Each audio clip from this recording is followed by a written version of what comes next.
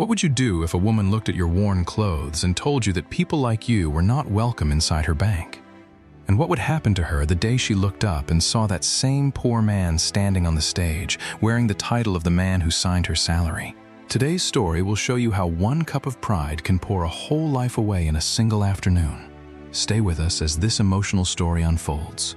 Dear lovely viewers, if you enjoy stories like this, please subscribe and turn on the notification bell. Now, let the story begin. The morning sun came up slow over Enugu, warm and golden, touching the red dust of Ogi Road before the traders had even opened their stalls. In a small, plain flat near the top of the hill, a man named Emeka Okafor was already awake. He was 58 years old, though his quiet eyes made him look older. He sat at a small wooden table with a cup of black tea and a slice of dry bread. And he ate slowly, the way a man eats when he is thinking about many things at once. Emeka was not a poor man, but that morning, no one who passed him on the street would ever have guessed the truth.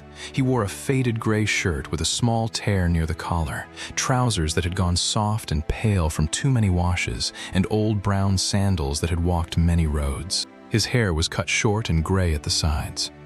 On his wrist, hidden under the frayed sleeve of his shirt, was a heavy gold watch that cost more than most people in that city earned in 3 years. But the sleeve covered it, and Emeka liked it that way. For most of his life, Emeka had been a simple man from a village outside Nsukka. He had walked to school barefoot and sold ground nuts by the roadside to pay for his books, and gone hungry more nights than he could count. Then, slowly, through years of hard work and patience, he had risen. He had built businesses and bought shares, and he had become quiet and rich and careful. Now, after all those years, the board of Meridian Trust Bank had chosen him to become their new chairman. In 2 weeks, he would be introduced to the whole country. His face would be in the newspapers. His name would be on the walls of every branch from Lagos to Maiduguri. But before all of that, Emeka wanted to do one thing that no chairman had ever thought to do. He wanted to walk into his own bank as a nobody. A bank is not its marble floor, he had told his old friend on the phone the night before. A bank is how it treats the smallest customer who walks through the door, and a man cannot see the truth of a place when everyone is bowing to him. So I will go quietly. I will wear my old clothes. I will stand in the line like a poor man, and I will watch. His friend had laughed. Emeka, you are too old for these your games. Maybe, Emeka had said, smiling. But I remember when I was the poor man in the line. I remember how it feels to be looked at like dirt. I want to know if my bank remembers those people too. So on that bright morning, Emeka finished his dry bread, rinsed his cup, and stepped out into the Enugu sun. He did not call a driver. He did not take a shining car. He walked down the hill to the bus stop, pressed among the traders and the students and the market women, holding a small worn envelope of documents against his chest. He wanted to open a simple account at the Ogi Road branch. Nothing more. Just an ordinary man on an ordinary day, asking for ordinary help. He had no idea that his ordinary day was about to teach one proud young woman a lesson she would never, ever forget. Down the road, inside the Ogi Road branch of Meridian Trust Bank, that proud young woman was already at her desk. Her name was Chinelo Anozie, and she was 29 years old. And she believed with her whole heart that she was better than almost everyone who walked through the glass doors. Chinelo sat at the front desk, the very first face every customer saw. She was beautiful, and she knew it, and she used it like a weapon. Her nails were long and painted deep red. Her wig was new and expensive.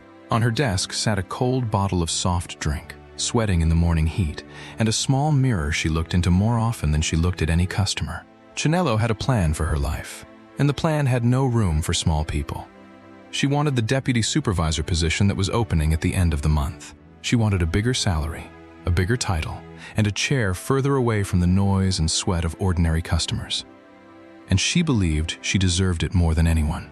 But there was one problem standing in her way, and that problem had a kind face and a soft voice. And her name was Muna. Muna Ease was 25, a junior teller at the same branch. She had joined the bank only a year and a half before, but in that short time everyone had come to love her. The old market women who came to save their small daily takings asked for her by name. The blind man who came every Friday with his son knew her voice.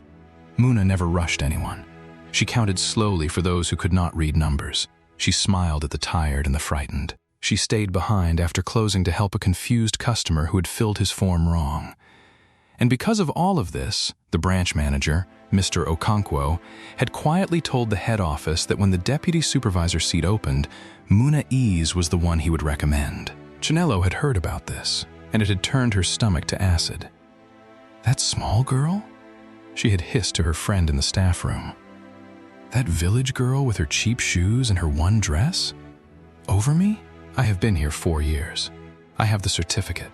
I have the face. And they want to give it to a teller who smiles too much? She had laughed, but there was no joy in it. No, it will not happen. I will make sure of that. And so, on the very morning that Emeka Okafor was walking down the hill in his worn gray shirt, Chinelo was already turning a wicked plan over in her mind. But that plan would have to wait a little, because the glass doors were about to open, and a poor-looking old man was about to walk in. Emeka reached the Ogi Road branch a little after 10 o'clock. The air conditioning met him like a cool river as he stepped inside. And for a moment he simply stood and looked around at the polished floor, the tall counters, the row of tellers behind their glass, and the big blue logo of Meridian Trust Bank on the wall. His logo, though no one knew it. The security man at the door was a broad, older man in a faded uniform, and he looked up at him. His name tag read Sergeant Ikena. He was a retired soldier, and he had a soldier's memory for faces. Something in the way this quiet old man carried himself, the calm straight back, the steady eyes, made Ikena pause. He half rose from his stool. He felt, somewhere deep, that he had seen this face before. On a poster, maybe. In a newspaper. He could not place it. "Good morning, sir," Ikena said, and there was real respect in his voice, though he did not know why. "Good morning, my son," Emeka answered warmly. "God keep you. Where can a poor man open a small account?" "The front desk, sir," Ikena said, pointing. "The lady there will attend to you." Emeka thanked him and walked toward the front desk, where Chinelo sat scrolling on her phone. He waited politely in front of her for a moment. She did not look up. "Good morning, my daughter," Emeka said gently. Chinelo lifted her eyes, and the moment she saw him, her whole face changed. She took in the torn collar, the pale trousers, the old sandals with the dust of the road still on them. Her painted lips curled. She looked at him the way one looks at a fly that has landed in one's food. "Yes," she said, one flat word, cold as ice. "I would like to open an account," Emeka said, holding out his worn envelope. "A savings account. I have my documents here." Chinelo did not take the envelope. She leaned back in her chair, folded her arms, and looked him up and down slowly, letting him feel the weight of her eyes. "An account," she repeated, and she almost laughed. "With what money, Papa? You want to open an account here? Do you know what kind of bank this is?" "I only want a small account," Emeka said quietly. "To save what I can." "To save what?" Chinelo said, and now the woman at the next desk was listening and smiling too. "Papa, this is not a village cooperative. This is Meridian Trust. People here have millions. You are standing here in this, your outfit, smelling of the road, and you want to open an account? Please, go and try the small microfinance bank down the street. That one is for people like you." A young man waiting in the line snorted with laughter. Emeka felt the sound land on his skin, but his face did not change. He had heard worse, long ago, when he truly was poor. He only stood there, calm and patient, still holding out his envelope. "My daughter," he said softly, "I have the right to open an account like any other person. My money is the same color as everybody's money." That word, right, seemed to insult Chinelo more than anything. Her eyes flashed. "You have no right to waste my time," she snapped. She stood up, came around the desk, and picked up her cold bottle of soft drink from the table. There was a small pool of it left at the bottom, watery and warm now. She looked at the old man, and she looked at his dusty sandals, and something cruel and playful lit up in her eyes. "You are dirtying my floor with your dust," she said. And slowly, deliberately, she tipped the bottle and poured the last watery dregs of her drink onto the polished floor, right beside Emeka's feet, so that it splashed the edge of his old sandals. "There," she said, smiling. "Now you match the ground you belong to.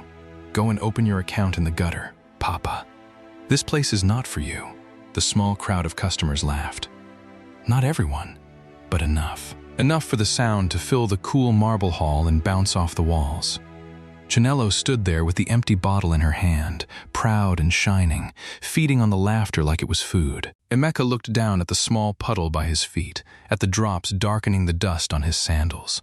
Then he looked up at the young woman, and for one long moment his calm eyes rested on her face. There was no anger in them. There was something worse than anger, though Chinello was too proud to see it. There was disappointment. Deep, quiet, patient disappointment.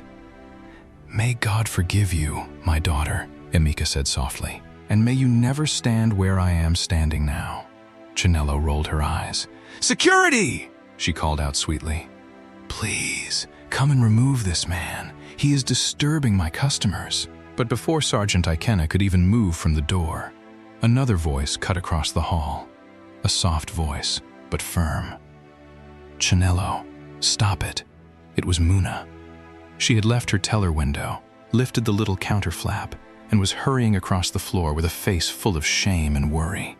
She reached the old man's side and, without a moment's thought, she knelt down and used a tissue from her own pocket to wipe the drops of drink from his sandals. "I am so sorry, sir," Muna said, looking up at him. "Please, I am so sorry for how you have been treated. Please forgive us." "Muna, what are you doing?" Chinello said, her voice sharp. "Go back to your window. Do you know how it looks? A teller kneeling on the floor for a beggar?" "He is not a beggar," Muna said quietly, standing back up. "He is a customer, and even if he had no money at all, he is still a human being." She turned to Emeka with a gentle smile. "Sir, please, come with me. I will help you open your account myself. It will not take long." Emeka looked at her, and for the first time that morning, something warm moved across his tired face. "Thank you, my daughter," he said. "God bless you." But Chinello was not finished. She stepped between them, her face tight with fury that a junior teller had corrected her in front of the whole hall. "You will not open anything," she said. "I am the front desk officer. I decide who is served here, not you. And I say this man leaves." She raised her voice toward the glass office at the back. "Mr. Okonkwo! Mr. Okonkwo! Please come and see how your teller is embarrassing this branch." The office door opened, and the branch manager came out. Mr. Okonkwo was a soft, round man who hated trouble more than he loved doing right. He looked at the poor old man, and he looked at the angry, beautiful front desk officer, and he looked at the watching customers, and he made the easy choice, the coward's choice. "Muna, go back to your position," he said, not even meeting the old man's eyes. "Sir, if there is a problem, please come back another day. We are very busy this morning. Ikenna, please see the gentleman out." And that was that. The manager turned and went back into his office, closing the door on his own shame. Ikenna came forward slowly, and there was pain on the old soldier's face, because he still felt that this was no ordinary man, and he did not know why they were treating him this way. "Come, sir," Ikenna said gently, almost bowing. "Please, this way," Emeka nodded. He did not argue. He did not shout. He simply tucked his worn envelope back against his chest. And as he turned, his frayed sleeve slipped up his wrist just a little, and for half a second the heavy gold watch caught the light and gleamed. Muna saw it. Only Muna. She blinked, confused, wondering how a man in torn clothes came to wear a watch that glowed like that. But before she could think about it, the old man was already walking to the door. At the door, Emeka stopped and turned back one last time. He looked at Muna across the whole length of the hall, and he said, loud enough for everyone to hear, "What is your name, my daughter?" "Muna, sir," she said. "Muna Ease." "Muna Ease," he repeated softly, as if placing the name somewhere safe in his heart. "Thank you for remembering that I am a human being. I will not forget this. I promise you, I will not forget." And then he was gone, out through the glass doors, back into the hot Enugu sun, a poor old man swallowed up by the busy street. Chinello laughed and clapped her hands together like she had won something. "Finally," she said. "Some of us have real work to do." She looked at Muna with pure poison in her eyes. "And you, kneeling for a beggar in front of everybody. Wait until the head office hears what kind of teller they want to promote. Just wait. Muna said nothing. She went back to her window, her hands still trembling a little, and tried to swallow the sick feeling in her chest.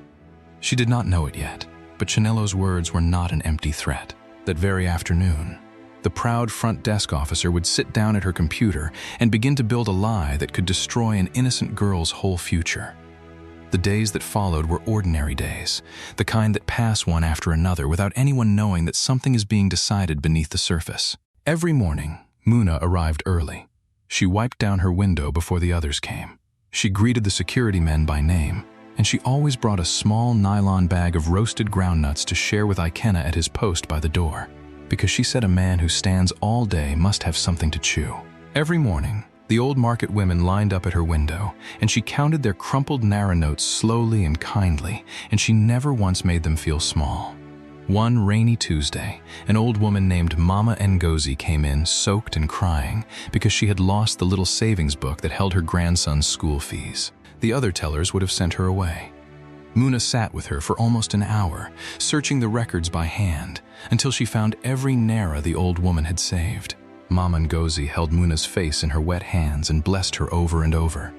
"The God I serve will lift you up higher than you can imagine," she wept. Muna only smiled and said, "It is my work, Mama. Go well." And every morning, watching all of this from her front desk with a sour twist in her mouth, was Chinello. Each kind word Muna spoke was like a stone thrown at Chinello's chest. Each blessing Muna received was one more reason the promotion might slip away. And so, quietly, patiently, Chinello built her trap. She waited until the office was nearly empty one evening. Then she sat at her computer and she wrote a letter. It was a complaint, made to look as though it came from a customer, a made-up man she called Mr. Bello. In the letter, this Mr. Bello claimed that a teller named Muna Ease had removed 20,000 Nara from his deposit and pocketed it, and that when he complained, she had insulted him and told him to leave. It was all a lie, every single word. But it was written to look real. Chinello was clever, but she was not as clever as she believed.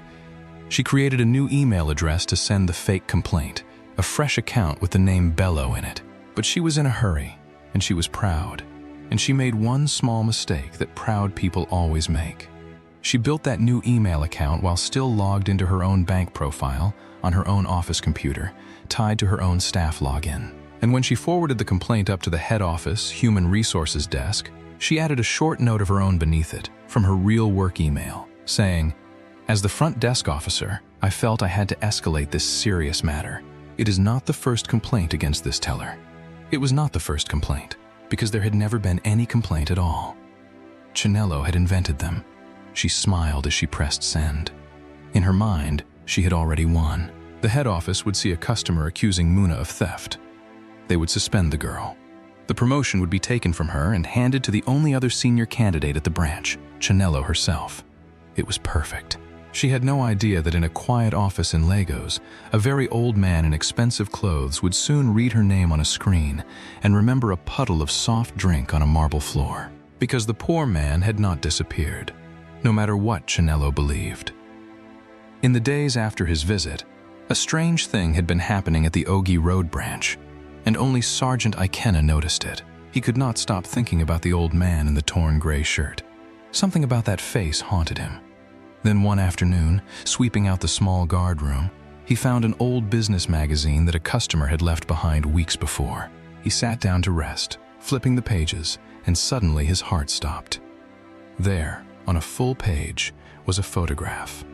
A photograph of a distinguished older man in a fine dark suit, shaking hands at a business event. The caption read, "Chief Emeka Okafor, respected investor, tipped to lead the board of Meridian Trust Bank." It was the same face, the same calm eyes, the same straight back. The old man he had walked to the door. The poor man Chinello had poured her drink on. Ikenna's hands began to shake and cold sweat ran down his back. "Chineki," he whispered to the empty room. "Oh my God, what have they done?" He wanted to run and shout the truth, but then he stopped. Who would believe an old security guard? They would only laugh at him, the way they laughed at everyone small. And besides, a slow thought had begun to grow in his heart. Perhaps, he thought, folding the magazine into his drawer. Some lessons cannot be told. They can only be lived. So Sergeant Ikenna said nothing. He kept the magazine in his drawer, and he waited, and he prayed for the kind girl at the teller window, and he watched the proud woman at the front desk laugh and preen and plot, not knowing that the ground was already opening beneath her feet. The message came on a Thursday morning, and it turned the whole branch upside down. Mr. Okonkwo came running out of his office, holding his phone, his round face shining with sweat and panic. "Everybody, listen! Listen to me now!" he shouted, clapping his hands. "We have received an official memo from the head office. The new chairman of Meridian Trust Bank has been appointed, and he is doing a tour of all the branches. And tomorrow morning, he is coming here, to our branch. The chairman himself." The whole banking hall broke into noise. The tellers gasped. The cleaners started scrubbing floors that were already clean. Mr. Okonkwo ran from desk to desk, shouting orders. "Polish everything! Iron your uniforms!" Everybody must be here by 7 o'clock sharp, not 1 minute late. We will line up to welcome him. This is the most important day in the history of this branch. Do you all hear me? Chinello's eyes lit up like Christmas lights. A chairman, the most powerful man in the whole bank, coming here to see her. She went home that night and did not sleep. She had her most expensive dress pressed. She fixed her nails again. She practiced her smile in the mirror. In her mind, she could already see it, the great man's eyes falling on her beautiful face at the front desk, choosing her, lifting her up above all these small people. This, she was sure, was her moment. Muna, for her part, felt only a quiet worry. That morning, before the memo, she had been called by the head office and told there was a complaint against her that would be looked into. She did not understand it. She had never taken one naira that was not hers. But she pushed the fear down, ironed her simple uniform, and told herself the truth would protect her, because she had done nothing wrong. The next morning, the Ogi Road branch had never looked so bright. The floor gleamed. The glass shone. And at 7 o'clock, the entire staff stood in 2 long, neat lines from the door to the small podium that had been set up near the wall, everyone in their finest, everyone straight-backed and nervous. Chinello placed herself right at the front of the line, closest to the door, so his eyes would land on her first.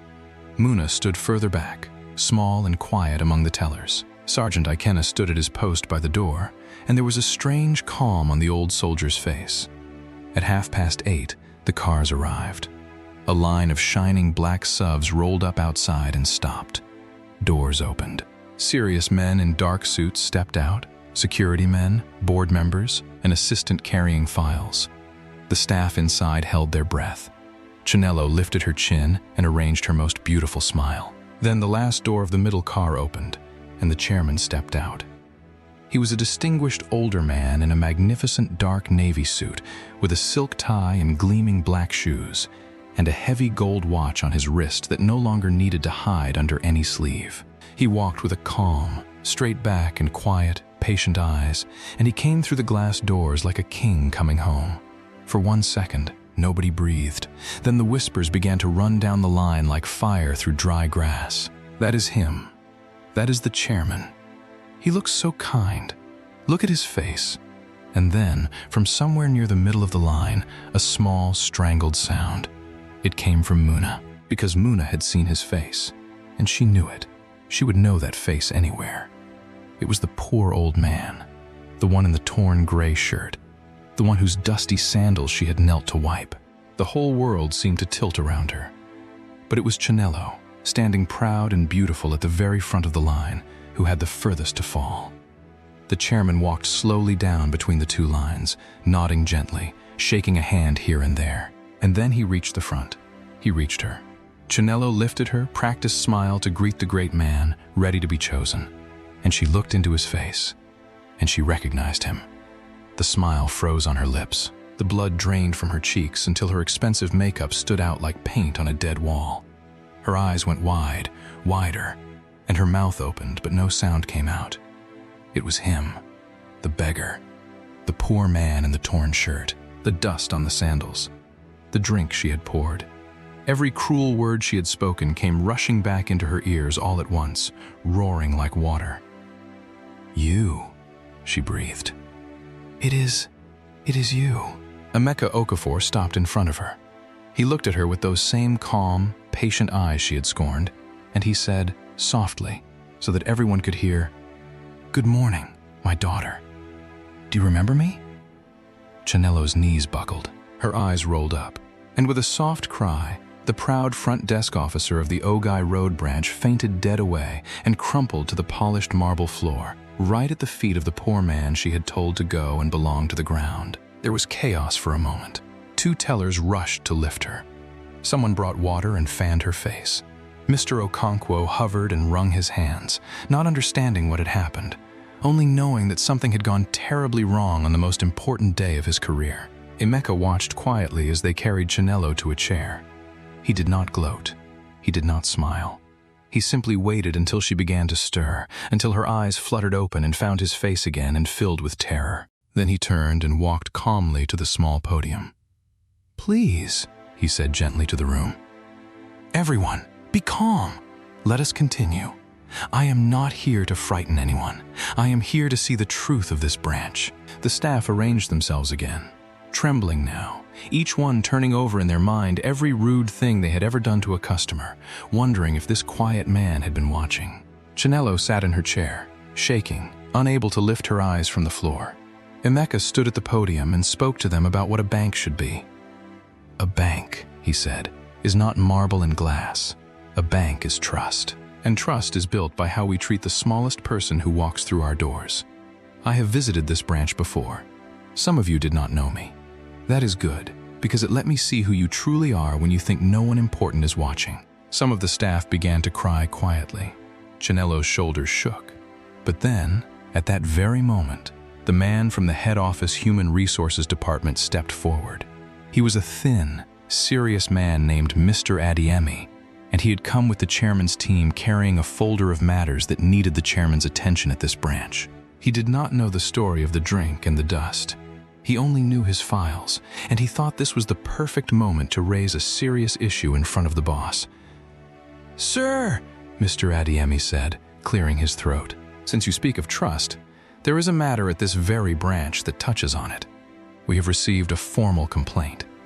A customer has accused one of the tellers here of stealing 20,000 naira from his deposit and of insulting him when he complained. The teller's name is Muna Ease."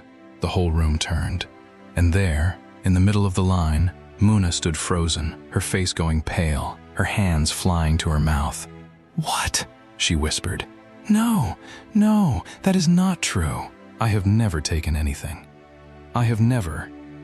"The complaint is in writing, sir," Mr. Adiemi continued, holding up the printed page.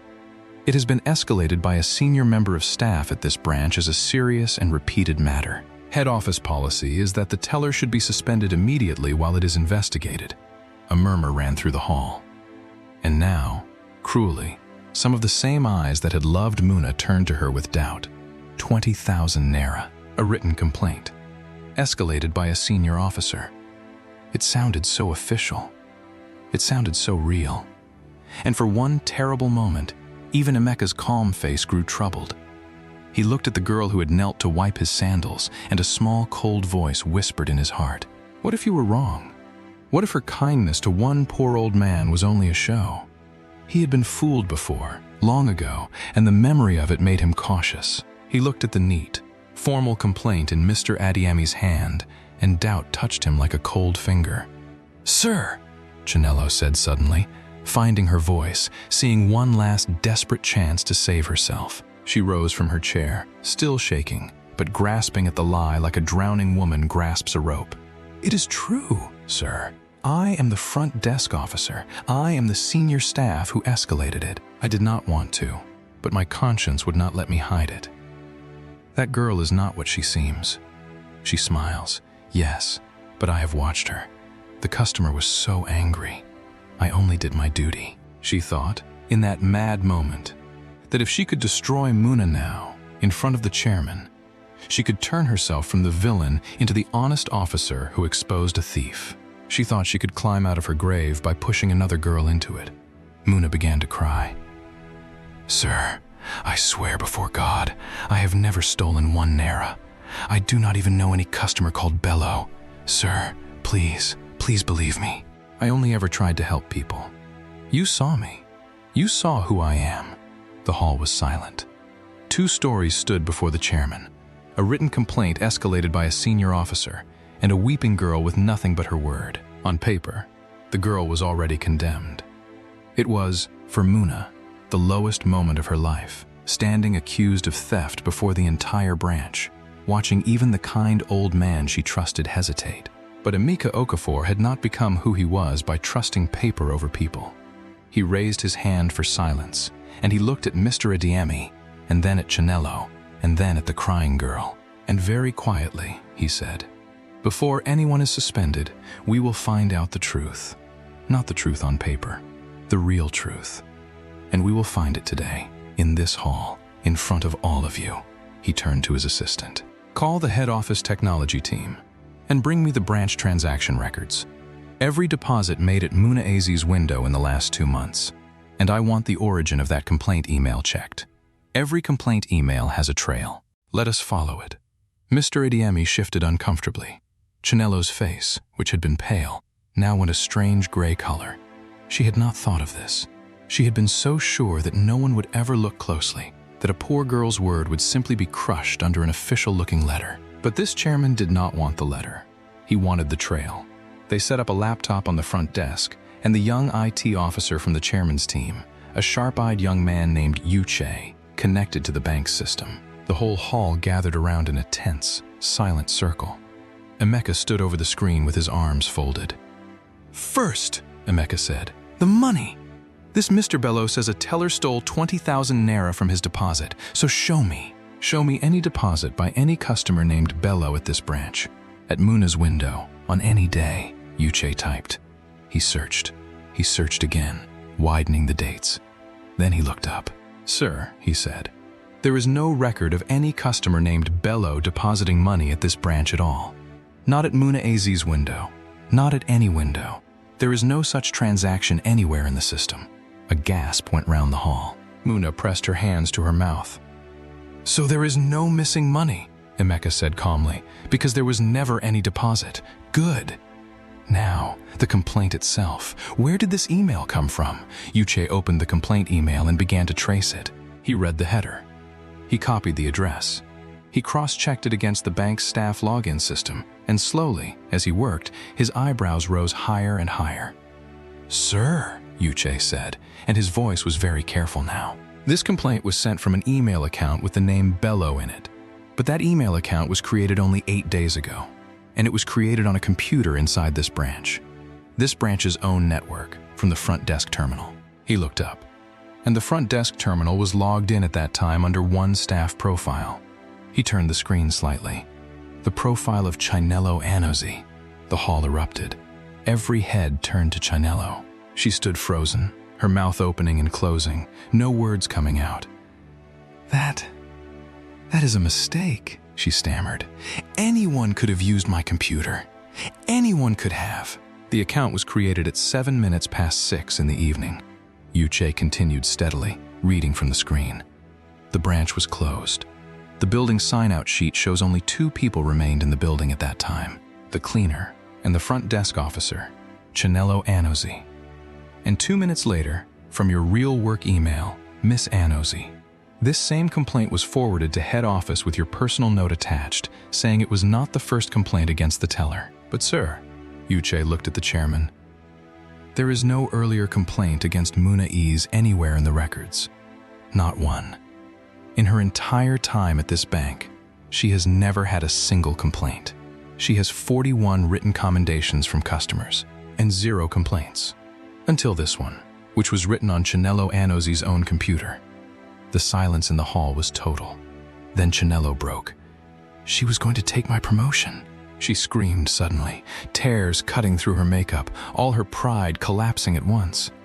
4 years I have given this bank! 4 years! And they wanted to give the deputy position to her, a small teller who has not even been here 2 years, just because everybody likes her stupid smile.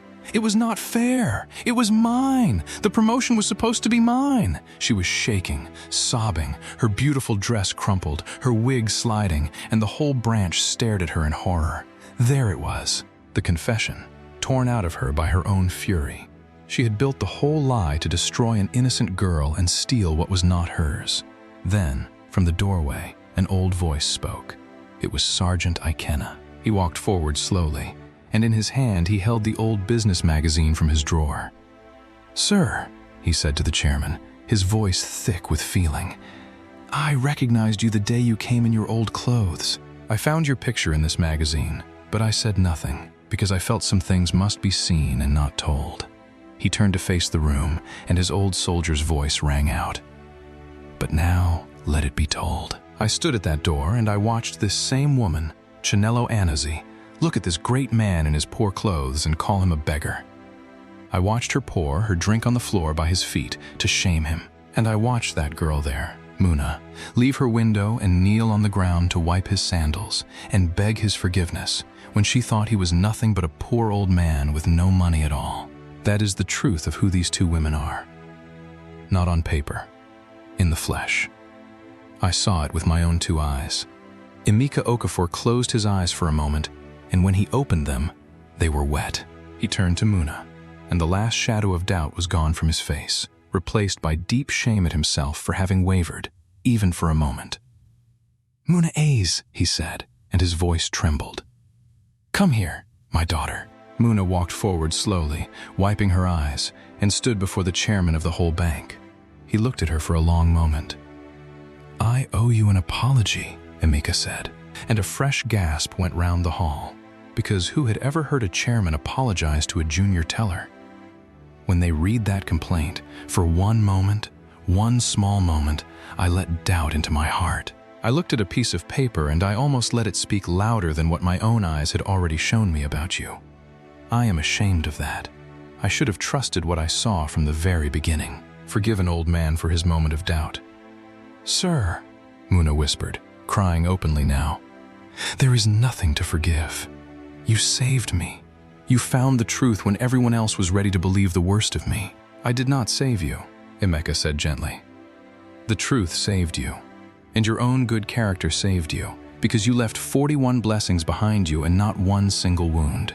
You cannot pretend to be kind at every window on every single day for a year and a half. Kindness like that is who you are." He smiled at her, that same warm smile from the day of the drink and the dust. "You knelt on the floor for a man you thought had nothing. On that day, you showed me the truth of your heart, and I promised you I would not forget. Do you remember?" "I remember, sir," Muna wept. Emeka turned to face the whole branch, and he raised his voice so that every person heard him clearly. "The deputy supervisor position at this branch," he said, "is filled. From today, Muna Ease holds it. And that is only the beginning. I am placing her name before the board for our National Customer Service Program. She will be sponsored to finish her banking exams at the bank's expense, and within 2 years, if she continues as she has begun, I will see to it that she has her own branch to manage. This bank has been looking everywhere for the heart it lost. Today, I found it standing at a teller's window in Enugu. The hall exploded into cheering and clapping. The old market women who had come in for their morning savings wept and raised their hands.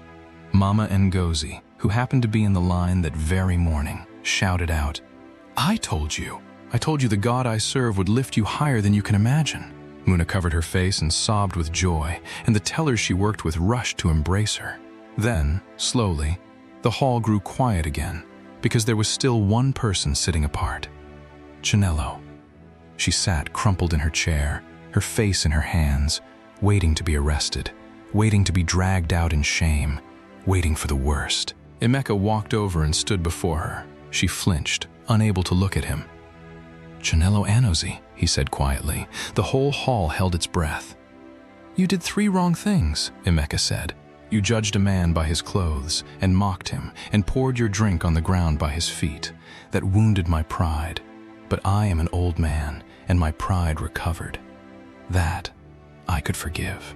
But then you tried to destroy an innocent girl, to steal a promotion that was not yours, by building a lie that could have ended her whole career and even sent her to prison. That is a far greater sin, and that the bank cannot ignore." Chinelo began to sob. "I know, sir. I know. Do what you will. I deserve it. You are suspended from this bank. Without pay, effective today, Emeka said, and his voice was firm. The matter of the forged complaint will be recorded in full. You will lose the very promotion you were willing to destroy a life to steal. And you will leave this branch today in front of all the people you thought you were better than. Chinelo bowed her head and wept, and no one in the hall felt sorry for her, because she had brought every bit of it upon herself. But then Emeka did something no one expected. He reached into his jacket, took out a small card, wrote a few lines on it with his pen, and pressed it quietly into her trembling hand. "That is my private line at the head office," he said, low enough that only she could hear. "I have poured drinks of my own in my life, Chinelo, different drinks, pride, when I was young and had a little money for the first time. God gave me the chance to change, and so I am giving you a small one too. Your suspension stands, and you have earned it. But if, 1 year from today, you can show me that you have truly become a different person, one who has learned that a human being is never the clothes they wear, then you may call that number. Not for your old job, for a fresh start, as someone new. The choice, from today, is yours and no one else's."